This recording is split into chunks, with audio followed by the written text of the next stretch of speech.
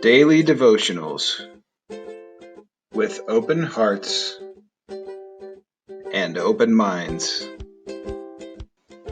First United Methodist Church in Pueblo, Colorado presents Hope and Coffee with Pastor Hugo Venegas. Hi, this is Hugo Venegas. Happy Friday. Welcome to our final Hope and Coffee of the week. And we're talking about the face of hope being openness. That when Noah came out of the ark, he was open to reverence of the divine presence. He worshiped God. He was also open to the new life, the new world that God had opened to them after being locked up for a year in the ark, he and his family. And we saw that we have to be open also to the old plan of God, which is for humanity to populate the earth, to multiply, and to experience God's blessing, but also to be a blessing to all the nations. And yesterday we started talking that we have to be open to being held accountable. And there are laws that God has for us that we will be held accountable before Him for what we do here while we're on the planet Earth. And yesterday we talked about the health laws, and you saw that we have COVID-19 in the Bible. It's in Genesis, and you can show your friends. And we looked at that yesterday, Genesis chapter 9, verse 4. But you must not eat meat that has its lifeblood in it. Don't eat raw meat because you get sick. And if you get sick, you can get other people sick. So we have to be held accountable to knowing that God's will is for us to stay healthy. And we have to obey some of the laws that He has given. And if you read Leviticus, Numbers, and all the Pentateuch, the first 5 books of the Bible, you see all the health laws that God gives to His people. But He also gives us civil laws. And I want you to see that we will be held accountable for the civil laws that God has given to us. And in verse 5, He says, "And for your lifeblood I will surely demand an accounting. I will demand an accounting from every animal and from each man too. I will demand an accounting for the life of his fellow man. Whoever sheds the blood of man, by man shall his blood be shed. For the image of God has God made man." So what God is saying to Noah, all right, go out, populate, replenish, but you have health laws that you will be held accountable to, and you have civil laws. If someone kills a man, he will be held accountable for that. And we have a myriad of laws that we see that God gives to Moses to share with the nation. And but right now He's saying to Noah, "Thou shalt not kill another man." You need to be held accountable. And we live in a culture today where there is an uproar in our culture because the life of George Floyd was terminated unnecessarily.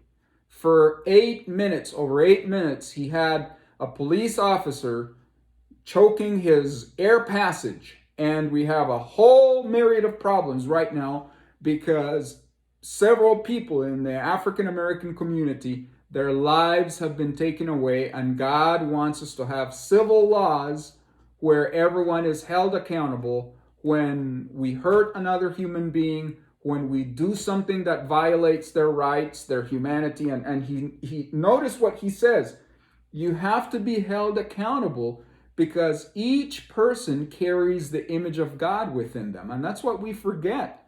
It doesn't matter if you're white, if you're black, if you're male or female, if you're straight, if you're gay, if you are a criminal, if you're righteous. It doesn't matter, folks. Every person carries the divine image within them. There is no human being, despicable or holy as they might be, who don't carry the image of God. And whenever we violate a life, whenever we violate someone's human rights, we are violating the essence of the image of God. And God is telling Noah, you will be held accountable to this. But we don't like being held accountable. There is one more thing that I need to show you before we close for this week. If you look at verse 7, he's saying you will be held accountable for health laws. You will be held accountable for civil laws. And then he will be held accountable for divine laws. And it comes back again in verse 7. As for you, be fruitful and increase in number. Multiply the earth and increase upon it. God is saying multiply. God is saying increase the earth. God is saying be a blessing to everyone. That is part of his original plan, and we will be held accountable to that. Every church will be held accountable. Are we being witnesses in Jerusalem, in Judea, in Samaria, and to the uttermost parts of the earth? A lot of us as Christians believe that being a Christian is just about America first. A lot of us believe that being a Christian is just about Pueblo. It's not, folks. The Great Commission says, you will be my witnesses. You will be my disciples. Go preach to all the nations in Jerusalem, in Judea, and Samaria, and to the uttermost parts of the earth. And there are people who think that the mission of the church is just to take care of Pueblo. Folks, that's not biblical. It's not biblical. We have to do our ministry in Jerusalem, in Judea, in Samaria, and the gospel needs to be preached. And that's why our logo, our new logo, says that we are to act locally, but we are to help globally. That's the heart of God. And I want you to notice something here.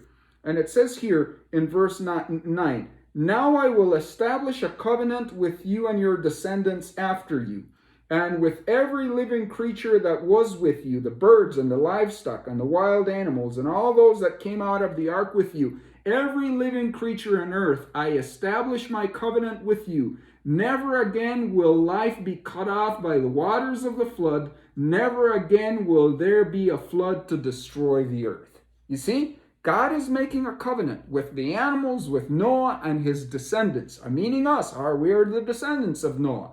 And he's saying, I'm making a covenant. Go out and multiply. Go out and be a blessing to all the nations. And he says, I will not destroy the earth again by a flood. Do you notice what he says? He's saying, I will not hold you accountable by flooding the earth. But it doesn't mean that God is not going to hold us accountable. And Peter told us that our accountability down the road is not going to be by water, but it's going to be by fire. And that's why I have a friend up in Nebraska.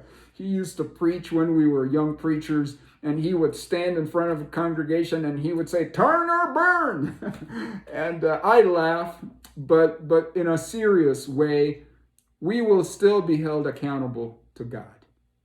And I want you to know that we are free to love. We are free to live. We are free to enjoy, but part of our accountability is we need to do what is healthy for everyone.